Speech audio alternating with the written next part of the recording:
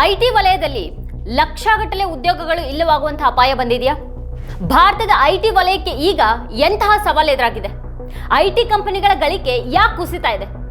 ಭಾರತದ ಐಟಿ ಕಂಪನಿಗಳಿಗೆ ಅಮೆರಿಕಾದಿಂದ ಆಗಿರುವಂತಹ ಸಮಸ್ಯೆ ಏನು? ಅಮೆರಿಕಾದಲ್ಲಿ ಆರ್ಥಿಕ ಹಿಂಜರಿತ ಉಂಟಾದ್ರೆ ಭಾರತದ ಐಟಿ ಕಂಪನಿಗಳಿಗೆ ಎಷ್ಟು ದೊಡ್ಡ ಸಮಸ್ಯೆ ಆಗಲಿದೆ? ಭಾರತದ ಐಟಿ ಉದ್ಯಮದ ಗಾತ್ರ ಎಷ್ಟಿದೆ? ಐಟಿ ಉದ್ಯಮದಲ್ಲಿ ಎಷ್ಟು ಜನ ಕೆಲಸ ಮಾಡ್ತಾರೆ? ಸೆನ್ಸೆಕ್ಸ್ 2 ತಿಂಗಳಲ್ಲೇ ಅತಿ ದೊಡ್ಡ ಜಿಗಿತ ಕಂಡಿರೋದು ಹೇಗೆ? ಜನರು ಮ್ಯೂಚುವಲ್ ಫಂಡ್ ಅಂದ್ರೆ SIP ಅನ್ನ ಯಾಕೆ ನಿಲ್ಲಿಸ್ತಾ ಇದ್ದಾರೆ? ಮೊದಲೇ ನಿರುದ್ಯೋಗ ತಾಂಡವ ಆಡ್ತಾ ಇರುವಾಗ ಐಟಿ ವಲಯದಲ್ಲಿ ಎದ್ದಿರುವಂತಹ ಕಳವಳಗಳ ಹಿನ್ನೆಲೆಯಲ್ಲಿ ಈ ಪ್ರಶ್ನೆಗಳನ್ನ ನಾವು ಇವತ್ತಿನ ವಿಡಿಯೋದಲ್ಲಿ ಚರ್ಚೆ ಮಾಡೋಣ. ಆದ್ರೆ ಅದಕ್ಕೂ ಮುನ್ನ ನೀವಿನ್ನೂ ನಮ್ಮ ಯೂಟ್ಯೂಬ್ ಚಾನಲ್ ಅನ್ನು ಸಬ್ಸ್ಕ್ರೈಬ್ ಮಾಡಿಲ್ಲ ಅನ್ನೋದಾದ್ರೆ ಈ ಕೂಡಲೇ ಈ ವಿಡಿಯೋ ಕೆಳಗೆ ಕಾಣ್ತಾ ಇರುವಂತಹ ಸಬ್ಸ್ಕ್ರೈಬ್ ಬಟನ್ ಹಾಗೆ ಪಕ್ಕದಲ್ಲಿರುವಂತಹ ಬೆಲ್ ಐಕಾನ್ ಪ್ರೆಸ್ ಮಾಡಿ ನಮ್ಮನ್ನ ಪ್ರೋತ್ಸಾಹಿಸಿ. ವಿಡಿಯೋವನ್ನ ಮಿಸ್ ಮಾಡದೆ ಕೊನೆವರೆಗೂ ನೋಡಿ. ಹಾಗೆ ಐಟಿ ವಲಯಕ್ಕಿರುವಂತಹ ಸವಾಲುಗಳ ಬಗ್ಗೆ ನಿಮಗೇನು ಅಭಿಪ್ರಾಯ ಇದೆ ಅದನ್ನ ಕೆಳಗಡೆ ಕಮೆಂಟ್ ಮಾಡಿ. ಇದರ ಲಿಂಕ್ ಅನ್ನ ನಿಮ್ಮೆಲ್ಲ ಬಂಧು ಮಿತ್ರರಿಗೆ ವಾಟ್ಸ್ಆಪ್ ಮಾಡಿ. ಈಗ ವಿಷಯಕ್ಕೆ ಬರೋಣ. ಪ್ರತಿ ವರ್ಷ 2 ಲಕ್ಷಕ್ಕೂ ಹೆಚ್ಚು ಉದ್ಯೋಗಗಳನ್ನು ಒದಗಿಸುವಂತಹ ಭಾರತದ ಐಟಿ ವಲಯ ಇತ್ತೀಚಿನ ದಿನಗಳಲ್ಲಿ ದೊಡ್ಡ ಅಪಾಯವನ್ನು ಎದುರಿಸ್ತಾ ಇದೆ. ವಾಸ್ತವವಾಗಿ ಭಾರತದ ಐಟಿ ವಲಯ ನಮ್ಮ ಆರ್ಥಿಕತೆಯಲ್ಲಿ ಮುಖ್ಯ ಪಾತ್ರವನ್ನು ವಹಿಸುತ್ತೆ. ಇದು ದೊಡ್ಡ ಪ್ರಮಾಣದಲ್ಲಿ ಉದ್ಯೋಗಗಳನ್ನು ಒದಗಿಸೋದಲ್ಲದೆ ದೇಶದ GDPಗೆ ಭಾರಿ ಕೊಡುಗೆಯನ್ನು ನೀಡುತ್ತೆ. ದೇಶದ GDPಗೆ ಐಟಿ ವಲಯದ್ದು ಸುಮಾರು 7% ಕೊಡುಗೆ ಇದೆ. ಭಾರತದ ಐಟಿ ವಲಯ 50 ಲಕ್ಷಕ್ಕೂ ಹೆಚ್ಚು ಜನರಿಗೆ ಉದ್ಯೋಗಗಳನ್ನು ಒದಗಿಸ್ತಾ ಇದೆ. ದೇಶದ ಐಟಿ ಕಂಪನಿಗಳು ವರ್ಷಗಳಿಂದ ತಮ್ಮ ಸಾಫ್ಟ್ವೇರ್ ಅನ್ನ ವಿದೇಶಿ ಕಂಪನಿಗಳಿಗೆ ದೊಡ್ಡ ಪ್ರಮಾಣದಲ್ಲಿ ಮಾರಾಟ ಮಾಡ್ತಾ ಇವೆ. ಆದರೆ ಈಗ ಅವುಗಳ ವ್ಯವಹಾರ ಕ್ರಮೇಣ ಕುಸಿತಾ ಇರುವಂತೆ ಕಾಣಿಸ್ತಾ ಇದೆ. ಎಕನಾಮಿಕ್ ಟೈಮ್ಸ್ ವರದಿಯ ಪ್ರಕಾರ ಅಮೆರಿಕಾದಲ್ಲಿ ಆರ್ಥಿಕ ಹಿಂಜರಿತದ ಭಯ ಮತ್ತೆ ವಿದೇಶಿ ಸರಕುಗಳ ಮೇಲೆ ಸುಂಕ ವಿಧಿಸುವಂತಹ ಟ್ರಂಪ್ ನಿರ್ಧಾರ ಭಾರತೀಯ ಐಟಿ ಕಂಪನಿಗಳ ಬೆಳವಣಿಗೆ ಮೇಲೆ ಪರಿಣಾಮ ಬೀರುವಂತಹ ಸಾಧ್ಯತೆ ಇದೆ. ಭಾರತದ ಹೊರಗುತ್ತಿಗೆ ಉದ್ಯಮ ಸುಮಾರು $80 ಬಿಲಿಯನ್ ಅಂದ್ರೆ 24 ಲಕ್ಷ ಕೋಟಿ ರೂಪಾಯಿಗಳಷ್ಟು ಮೌಲ್ಯದ್ದಾಗಿದೆ. ಆದರೆ ಅಮೆರಿಕಾದಲ್ಲಿ ಸಂಭವನೀಯ ಆರ್ಥಿಕ ಹಿಂಜರಿತ ಮತ್ತೆ ಟ್ರಂಪ್ ಸುಂಕ ನೀತಿಯಿಂದಾಗಿ ಅದರ ಬೆಳವಣಿಗೆಯ ಬಗ್ಗೆ ಕಳವಳ ಹೆಚ್ಚಾಗ್ತಾ ಇವೆ. ಅಮೆರಿಕಾದಲ್ಲಿನ ಆರ್ಥಿಕ ಹಿಂಜರಿತಕ್ಕೂ ನಮ್ಮ ಐಟಿ ಕಂಪನಿಗಳಿಗೂ ಏನು ಸಂಬಂಧ ಅನ್ನೋದನ್ನ ಇಲ್ಲಿ ನಾವು ನೋಡಬೇಕು. ಅಮೆರಿಕ ನಮ್ಮ ಐಟಿ ಕಂಪನಿಗಳ ಅತಿ ದೊಡ್ಡ ಗ್ರಾಹಕ ಆಗಿದೆ. ಐಟಿ ಸೇವೆಗಳ ಸರಕು ಅಥವಾ ಸೇವೆಗಳಲ್ಲಿ 60% ರಿಂದ 70% ಅಲ್ಲಿಗೆ ಹೋಗುತ್ತೆ.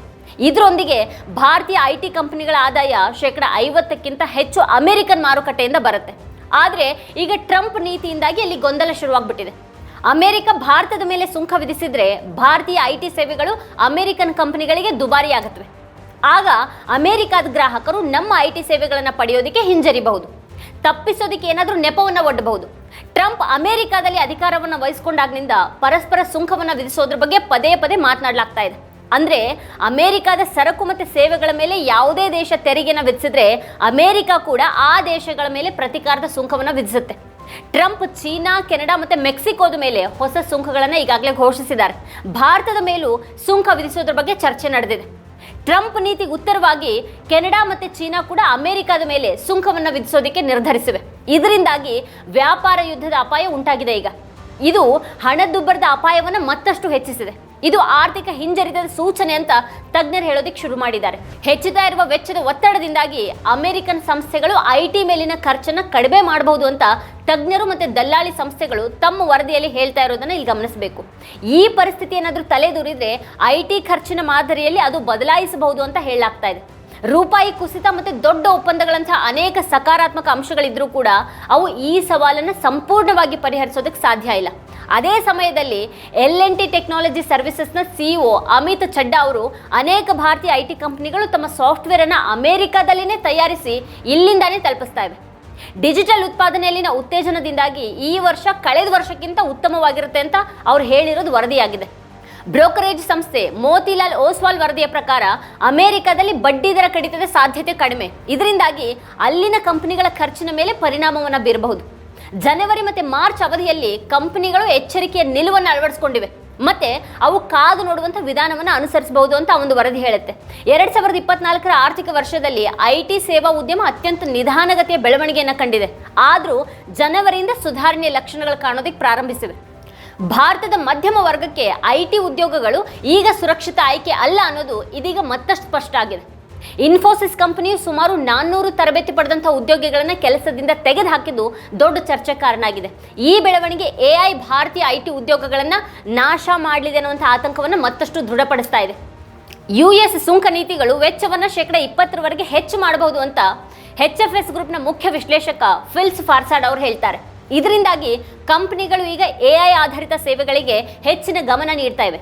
ಜನರೇಟಿವ್ AI ನಂತಹ ಹೊಸ ತಂತ್ರಜ್ಞಾನಗಳ ಬಳಕೆ ಹೆಚ್ಚಾಗಬಹುದು ಅಂತ ಹೇಳಲಾಗ್ತಿದೆ. ಭಾರತದ IT ಕಂಪನಿಗಳಿಗೆ ಈ ಅಪಾಯ ಎದುರಾಗಿದೆ.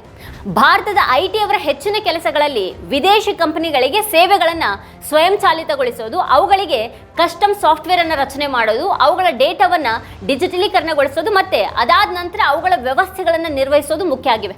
ಈಗ ವಿದೇಶಿ ಕಂಪನಿಗಳು ಆ ಕೆಲಸದ ಗಮನಾರ್ಹ ಭಾಗವನ್ನು AI ಪ್ಲಾಟ್ಫಾರ್ಮ್ಗಳ ಮೂಲಕನೇ ಆಂತರಿಕವಾಗಿ ಮಾಡಬಹುದು.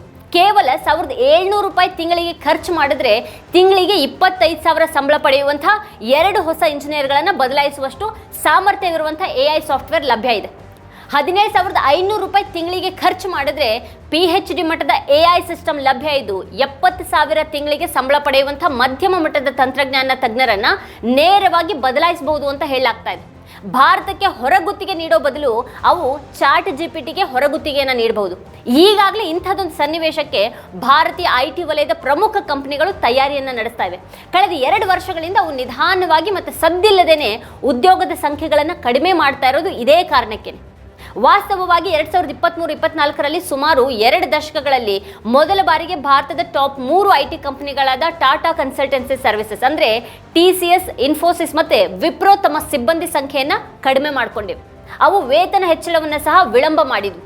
ಅಂದರೆ ಈಗ ಉದಾಹರಣೆಗೆ ಇನ್ಫೋಸಿಸ್ ಬಹಳ ಸಮಯದ ನಂತರ ಈ ತಿಂಗಳು ವೇತನ ಹೆಚ್ಚಳವನ್ನು ಪ್ರಕಟಿಸುವಂಥ ನಿರೀಕ್ಷೆ ಇರೋದಾಗಿ ಹೇಳಲಾಗ್ತಾ ಇದೆ. ವೇತನ ಹೆಚ್ಚಳ ಏಪ್ರಿಲ್ನಿಂದ ಜಾರಿಗೆ ಬಂದರೆ 2023ರ ನವೆಂಬರ್ ನಂತರದ ಮೊದಲ ಏರಿಕೆ ಅದಾಗಲಿದೆ. ಭಾರತದ IT ಕಂಪನಿಗಳು ಈಗಾಗಲೇ ತಮ್ಮ ಖರ್ಚುಗಳನ್ನು ಕಡಿತಗೊಳಿಸ್ತಾ ಇವೆ. ಇದು ಭಾರತದ IT ಕಂಪನಿಗಳ ತೊಂದರೆಯನ್ನು ಹೆಚ್ಚಿಸಬಹುದು. ಹೊಸ ಉದ್ಯೋಗಿಗಳಿಗೆ ಕಡಿಮೆ ವೇತನವನ್ನು ನೀಡಲಾಗ್ತಾ ಇದೆ. ಈಗ ಮಧ್ಯಮ ಮಟ್ಟದ ಕಾಲೇಜುಗಳಿಂದ IT ಪದವಿ ಪಡೆದವರಿಗೆ ಕೇವಲ 20,000ರಿಂದ 25,000 ಮಾಸಿಕ ವೇತನವನ್ನು ನೀಡಲಾಗ್ತಾ ಇದೆ. 19 ವರ್ಷಗಳ ಹಿಂದೆ ಕೂಡ ಇದೇ ವೇತನ ಇತ್ತು. ಭಾರತದ 1,80,00,000 ಜನರು ವೈಟ್ ಕಾಲರ್ ವೃತ್ತಿಯಲ್ಲಿ ಕೆಲಸ ಮಾಡ್ತಾ ಇದ್ದಾರೆ. IT ಕ್ಷೇತ್ರದಲ್ಲಿ ಆ ಪೈಕಿ 8% ಉದ್ಯೋಗಿಗಳಿದ್ದಾರೆ. ಈ ಕ್ಷೇತ್ರದಲ್ಲಿ ಅಸ್ಥಿರತೆ ಹೆಚ್ಚಾದಾಗೆ ಮಧ್ಯಮ ವರ್ಗದ ಭವಿಷ್ಯ ಕೂಡ ಅನಿಶ್ಚಿತವಾಗಲಿದೆ. ಹೀಗಾಗಿ ಮಧ್ಯಮ ವರ್ಗದ ಪೋಷಕರು ಮಕ್ಕಳನ್ನ ತಂತ್ರಜ್ಞಾನ ಕ್ಷೇತ್ರದಲ್ಲಿ ಪ್ರವೇಶಿಸೋದಕ್ಕೆ ಒತ್ತಡ ಹಾಕಬಾರದು. ITಯಲ್ಲಿ ಈಗ ಅತ್ಯುತ್ತಮ ಪ್ರತಿಭೆಗಳಿಗಷ್ಟೇ ಉದ್ಯೋಗ ಲಭಿಸುವಂಥ ಸಾಧ್ಯತೆ ಇದೆ. ಅದು ಅವರು AI ಸಹಾಯದಿಂದ ಒಂದೇ ವ್ಯಕ್ತಿಯ 5 ಜನರ ಕೆಲಸ ನಿರ್ವಹಿಸಬೇಕಾದಂಥ ಪರಿಸ್ಥಿತಿ ಬರಲಿದೆ. ಇದು ಕೇವಲ IT ಕ್ಷೇತ್ರಕ್ಕೆ ಮಾತ್ರನೇ ಸೀಮಿತವಾಗಿಲ್ಲ. ಹಣಕಾಸು ಕ್ಷೇತ್ರದಲ್ಲೂ ಕೂಡ AI ನೇರ ಪರಿಣಾಮ ಬೀರ್ತಾ ಇದೆ. ಅಮೆರಿಕದ ವಾಲ್ ಸ್ಟ್ರೀಟ್ನಲ್ಲಿ 2 ಲಕ್ಷ ಉದ್ಯೋಗಗಳು ಹೋಗುವಂಥ ಸಾಧ್ಯತೆ ಇದೆ ಅಂತ ಬ್ಲೂಮ್ಬರ್ಗ್ ವರದಿ ಹೇಳ್ತಾ ಇದೆ. ನಾವು ಭವಿಷ್ಯಕ್ಕಾಗಿ ಹೊಸ ದಾರಿಗಳನ್ನು ಹುಡುಕಬೇಕಾಗಿದೆ. IT ಉದ್ಯೋಗಗಳಿಗೆ ಮಾತ್ರನೇ ಅವಲಂಬಿತರಾಗಿರದೆ ಹೊಸ ಕ್ಷೇತ್ರಗಳನ್ನು ಪ್ರವೇಶ ಮಾಡಬೇಕು. ಸರ್ಕಾರ ಇದಕ್ಕೆ ಬೇಕಾದಂಥ ಕ್ರಮಗಳನ್ನು ತೆಗೆದುಕೊಳ್ಬೇಕಾಗಿದೆ. ಭಾರತೀಯ ಶೇರ್ ಮಾರುಕಟ್ಟೆ 2 ತಿಂಗಳಲ್ಲೇ ಅತಿ ದೊಡ್ಡ ಜಿಗಿತವನ್ನು ಕಂಡಿದೆ. ಮಾರ್ಚ್ 18ರ ಮಂಗಳವಾರ ದೇಶದ ಶೇರ್ ಮಾರುಕಟ್ಟೆಗಳು ಬಲವಾದ ಏರಿಕೆಯೊಂದಿಗೆ ಮುಕ್ತಾಯ ಕಂಡು. ಇದರೊಂದಿಗೆ ಭಾರತೀಯ ಶೇರ್ ಮಾರುಕಟ್ಟೆಯ 2 ಪ್ರಮುಖ ಸೂಚ್ಯಂಕಗಳಾದ ಸೆನ್ಸೆಕ್ಸ್ ಮತ್ತು ನಿಫ್ಟಿ 1 ತಿಂಗಳ ಗರಿಷ್ಠ ಮಟ್ಟವನ್ನು ತಲುಪಿದವು. ಮಂಗಳವಾರ ಬಾಂಬೆ ಷೇರು ವಿನಿಮಯ ಕೇಂದ್ರದ ಸೆನ್ಸೆಕ್ಸ್ 1,131 ಅಂಕಗಳ ಲಾಭದೊಂದಿಗೆ ಮುಕ್ತಾಯಗೊಳ್ತು. ಅದೇ ರೀತಿ ರಾಷ್ಟ್ರೀಯ ಷೇರು ವಿನಿಮಯ ಕೇಂದ್ರದ ನಿಫ್ಟಿ 22,800 ದಾಟಿತು. ಈ ಏರಿಕೆಯಿಂದಾಗಿ ಮಾರ್ಚ್ 18ರ ಮಂಗಳವಾರ ಶೇರ್ ಮಾರುಕಟ್ಟೆಯಿಂದ ಹೂಡಿಕೆದಾರರ ಸಂಪತ್ತು 7 ಲಕ್ಷ ಕೋಟಿಗಳಿಗಿಂತ ಹೆಚ್ಚಾಗಿದೆ. ಮುಂಬೈ ಷೇರ್ ವಿನಿಮಯ ಕೇಂದ್ರದಲ್ಲಿ ಪಟ್ಟಿ ಮಾಡಲಾದಂಥ ಕಂಪನಿಗಳ ಮಾರುಕಟ್ಟೆ ಮೌಲ್ಯ 400 ಲಕ್ಷ ಕೋಟಿ ರೂಪಾಯಿಗಳಿಗೂ ಹೆಚ್ಚಾಗಿದೆ. ಮಂಗಳವಾರ ಎಲ್ಲ ವಲಯಗಳು ಲಾಭದೊಂದಿಗೆ ಮುಕ್ತಾಯಗೊಂಡವು. ನಿಫ್ಟಿ ಬ್ಯಾಂಕ್ -2% ಮತ್ತೆ ನಿಫ್ಟಿ PSU ಬ್ಯಾಂಕ್ -2.3% ಲಾಭ ದಾಖಲಿಸಿದವು. ಹಲವಾರು ತಿಂಗಳುಗಳಿಂದ ಕುಸಿತ ಅನುಭವಿಸ್ತಾ ಇದ್ದಂತಹ BSE ಮಿಡ್ ಕ್ಯಾಪ್ ಮತ್ತೆ ಸ್ಮಾಲ್ ಕ್ಯಾಪ್ ಸೂಚ್ಯಂಕಗಳು ಸಹ -3% ಲಾಭದೊಂದಿಗೆ ಮುಕ್ತಾಯಗೊಂಡವು. ಸೆನ್ಸೆಕ್ಸ್ನಲ್ಲಿ ಪಟ್ಟಿ ಮಾಡಲಾದಂಥ 30 ಷೇರುಗಳಲ್ಲಿ ಮಂಗಳವಾರ 26 ಷೇರುಗಳು ಲಾಭದೊಂದಿಗೆ ಮುಕ್ತಾಯಗೊಂಡವು. ಹೆಚ್ಚು ಲಾಭ ಗಳಿಸಿದಂಥ ಷೇರುಗಳಲ್ಲಿ ಝೊಮ್ಯಾಟೊ ಷೇರುಗಳು ಸುಮಾರು 7% ಜಿಗಿದವು. ಅದೇ ರೀತಿ ICICI ಬ್ಯಾಂಕ್ ಮತ್ತು ಮಹೀಂದ್ರ ಟಾಟಾ ಮೋಟಾರ್ಸ್ ಇವುಗಳ ಷೇರುಗಳಲ್ಲಿಯೂ ಕೂಡ -3% ಜಿಗಿತ ಕಂಡಿತ್ತು. ಮಾರುಕಟ್ಟೆಯಲ್ಲಿನ ಈ ಜಿಗಿತಕ್ಕೆ ಮೊದಲನೇದಾಗಿ ವಿದೇಶಿ ಮಾರುಕಟ್ಟೆಯಲ್ಲಿನ ಜಿಗಿತ ಕಾರಣ. ಎರಡನೇ ಪ್ರಮುಖ ಕಾರಣ ಅಂತ ಅಂದರೆ ಚೀನಾದ ಉತ್ತಮ ಆರ್ಥಿಕತೆ. ಚೀನಾದಲ್ಲಿ ಚಿಲ್ಲರೆ ಮಾರಾಟ ಹೆಚ್ಚಾಗಿದೆ. ಚೀನಾ ಮಾಡಿದಂಥ ಪ್ರಯತ್ನಗಳು ಅಲ್ಲಿ ಬಳಕೆಯಲ್ಲಿ ಹೆಚ್ಚಳಕ್ಕೆ ಕಾರಣ ಆಗಿವೆ. ಮಾರುಕಟ್ಟೆಯಲ್ಲಿನ ಜಿಗಿತಕ್ಕೆ ಮೂರನೇ ಕಾರಣ ಅಂತ ಅಂದರೆ ಅಮೆರಿಕಾದಿಂದ ಬಂದಂಥ ಒಂದು ಒಳ್ಳೆಯ ಸುದ್ದಿ. ವಾಸ್ತವವಾಗಿ ಫೆಬ್ರವರಿಯಲ್ಲಿ US ಚಿಲ್ಲರೆ ಮಾರಾಟದಲ್ಲಿ ಜಿಗಿತದ ನಂತರ ಹೂಡಿಕೆದಾರರಿಗೆ ಭರವಸೆ ಬಂದಿದೆ. ಇದರ ಹೊರತಾಗಿ ಭಾರತೀಯ ಷೇರು ಮಾರುಕಟ್ಟೆಯಲ್ಲಿನ ಜಿಗಿತದ ನಾಲ್ಕನೇ ಕಾರಣ ಅಂತ ಅಂದರೆ ಅಮೆರಿಕದ ಡಾಲರ್ ದುರ್ಬಲಗೊಂಡಿರೋದು. ಯೂರೋ ಮತ್ತು ಇತರ ಪ್ರಮುಖ ಕರೆನ್ಸಿಗಳ ವಿರುದ್ಧ US ಡಾಲರ್ 5 ತಿಂಗಳ ಕನಿಷ್ಠ ಮಟ್ಟಕ್ಕೆ ತಲುಪಿದೆ. ಈ ಎಲ್ಲ ಕಾರಣಗಳಿಂದಾಗಿ ಮಾರ್ಚ್ 18ರಂದು ಭಾರತೀಯ ಷೇರು ಮಾರುಕಟ್ಟೆಯಲ್ಲಿ ದೊಡ್ಡ ಜಿಗಿತ ಕಂಡಿತು. ಮಾರ್ಚ್ 17ರ ಸೋಮವಾರ ಸೆನ್ಸೆಕ್ಸ್ 341 ಪಾಯಿಂಟ್ಗಳಷ್ಟು ಏರಿಕೆಯಾಗಿ 7417 ಸುಮಾರಿಗೆ ಮುಕ್ತಾಯ ಆಯಿತು. ಶೇರ್ ಮಾರುಕಟ್ಟೆಯಲ್ಲಿ ಚೇತರಿಕೆ ಕಾಣುವಂತೆ ತೋರ್ತಾ ಇದ್ರೂ ಕೂಡ ಮ್ಯೂಚುವಲ್ ಫಂಡ್ಗಳಲ್ಲಿ SIP ಮಾಡ್ತಾ ಇರುವಂತಹ ಹೂಡಿಕೆದಾರರು ಈಗ ಅದರಿಂದ ದೂರನೇ ಉಳಿದಿದ್ದಾರೆ. ಫೆಬ್ರವರಿಯಲ್ಲಿ ಮ್ಯೂಚುವಲ್ ಫಂಡ್ SIP ನಿಲುಗಡೆಯ ಅನುಪಾತ 122.76ಕ್ಕೆ ಅಂದರೆ ಬಹುತೇಕ 123ಕ್ಕೆ ಏರಿತು. ಜನವರಿಯಲ್ಲಿ ಇದು 109.15 ಆಗಿತ್ತು. ಹಾಗೆ ಫೆಬ್ರವರಿಯಲ್ಲಿ ಪೂರ್ಣಗೊಂಡಂತಹ SIPಗಳ ಸಂಖ್ಯೆ 54.7 ಲಕ್ಷ. ನೋಂದಾಯಿಸಲಾದಂಥ ಹೊಸ SIPಗಳ ಸಂಖ್ಯೆ 44.56 ಲಕ್ಷ. SIP ಅಂತಂದ್ರೆ ವ್ಯವಸ್ಥಿತ ಹೂಡಿಕೆ ಯೋಜನೆ. ಹೂಡಿಕೆದಾರರು ಒಟ್ಟು ಮೊತ್ತದ ಹೂಡಿಕೆ ಮಾಡುವ ಬದಲು ಸ್ವಲ್ಪವಾಗಿ ಹೂಡಿಕೆ ಮಾಡೋದಕ್ಕೆ ಬಯಸಿದಾಗ SIP ವಿಧಾನವನ್ನು ಆರಿಸ್ಕೊಳ್ತಾರೆ. ಪ್ರತಿ ತಿಂಗಳು 3 ತಿಂಗಳ ವಾಯ್ದೆಯಲ್ಲಿ SIP ಮೂಲಕ ಮ್ಯೂಚುವಲ್ ಫಂಡ್ಗಳಲ್ಲಿ ಹೂಡಿಕೆಯನ್ನು ಮಾಡಬಹುದು. SIPಯ ವಿಶೇಷ ಅಂತಂದ್ರೆ ಕನಿಷ್ಠ ₹500 ಮೊತ್ತದೊಂದಿಗೆ ಬೇಕಾದರೂ ನಾವು ಅದನ್ನು ಶುರು ಮಾಡಬಹುದು. ಈ ಕಾರಣದಿಂದಾಗಿ SIP ಮ್ಯೂಚುವಲ್ ಫಂಡ್ಗಳಲ್ಲಿ ಹೂಡಿಕೆ ಮಾಡೋದಕ್ಕೆ ಒಂದು ಜನಪ್ರಿಯ ಆಯ್ಕೆಯಾಗಿದೆ. ದೀರ್ಘಾವಧಿಯಲ್ಲಿ SIP ಮಾಡುವಂಥ ಹೂಡಿಕೆದಾರರು ಬಹಳಷ್ಟು ಹಣವನ್ನು ಸಂಗ್ರಹಿಸ್ತಾರೆ ಅಂತ ಹೇಳಲಾಗುತ್ತೆ. ಆದರೆ ಕೆಲ ಸಮಯದಿಂದ ಶೇರ್ ಮಾರುಕಟ್ಟೆಯಲ್ಲಿನ ಕುಸಿತದಿಂದಾಗಿ SIP ಮೂಲಕ ಮಾರುಕಟ್ಟೆಯಲ್ಲಿ ಹೂಡಿಕೆ ಮಾಡುವಂಥ ಮ್ಯೂಚುವಲ್ ಫಂಡ್ ಹೂಡಿಕೆದಾರರು ಚಿಂತೆಗೊಳಗಾಗಿದ್ದಾರೆ.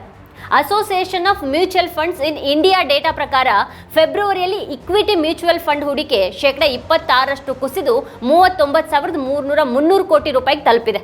ಈ ವರ್ಷದ ಜನವರಿಯಲ್ಲಿ ಅದು ₹49,687 ಕೋಟಿ ರೂಪಾಯಿಗಳಷ್ಟಿತ್ತು. ಇದಲ್ಲದೆ ಡೆಟ್ ಮ್ಯೂಚುವಲ್ ಫಂಡ್ ಹೂಡಿಕೆದಾರರು ದಾಖಲೆಯ ಪ್ರಮಾಣದ ಹಣವನ್ನು ಹಿಂತೆಗೆದುಕೊಂಡಿದ್ದಾರೆ.